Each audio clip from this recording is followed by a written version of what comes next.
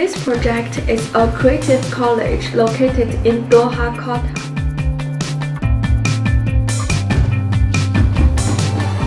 It is an international school providing 1,500 students aging from 3 to 80 and coming from 40 nationalities to study here.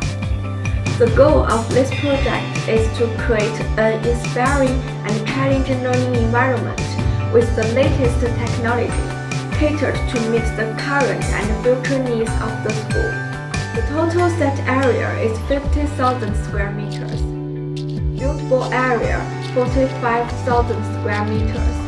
The building gross floor area 25,000 square meters.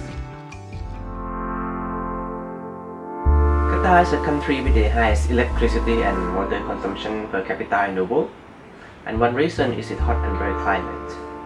Over 70% of electricity used in households is for cooling, and average water consumption is 300 liters per capita a day. The relative humidity has a range of 70 to 90% throughout the year, and it can change significantly in a few hours.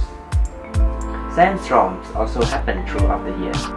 It occurs around 4 to 6 days annually, and as a result, facade cleaning in Doha is not uncommon.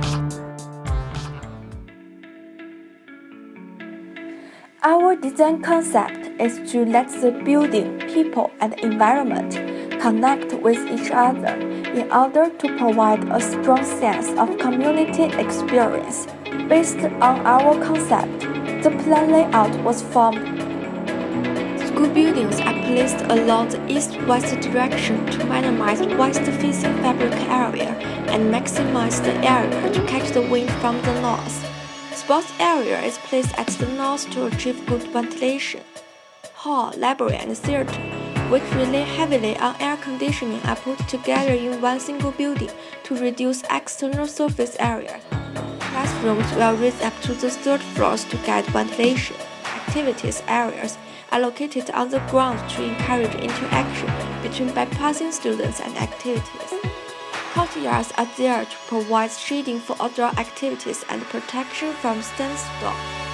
This layout provides good ventilation in the courtyards.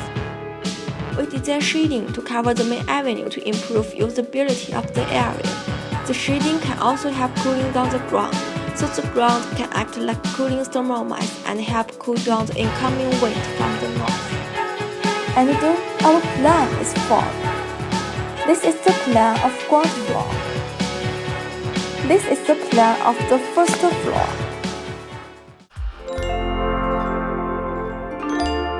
The house building will be a highly insulated and airtight building to minimize heat gain. Airtightness is also important to prevent dust in the air from coming in. Daylight gain is also a concern in this design. For this project, we designed the windows to be tall and narrow. This improves daylight distribution into the room while still minimizing glazing area. The classroom unit is one of the most essential parts of school building design. It requires reasonable daylight conditions to support the process of teaching, and generally, the cuboid is used as the shape of classroom. It provides reasonable daylight and available area. But in this project, we try to further increase the daylight factor for classrooms. On the other hand, because of the extremely hot climate of Doha, improving the efficiency of cooling system is one of the challenges for the building design. To analyze the daylight factor of cube classroom is the first step to improve the daylight performance.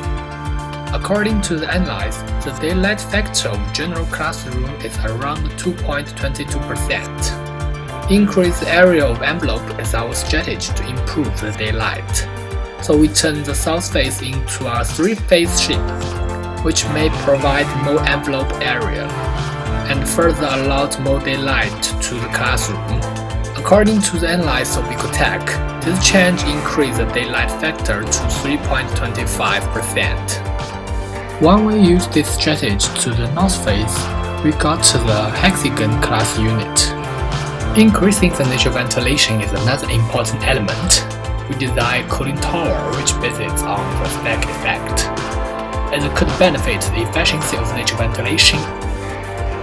The conflict between the daylight and the solar heat gain is a vital issue in DOHA. So in this case, we design a special shading device for south and southeast face, as it could reduce the glare from southeast face and the solar heat gain.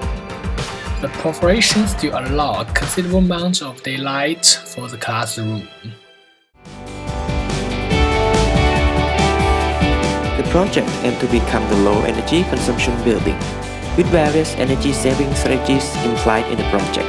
For instance, improvement of U value and natural ventilation strategy. The energy use prediction from the simulation show that the total energy consumption can be lower than the latest CATA standard by 39%.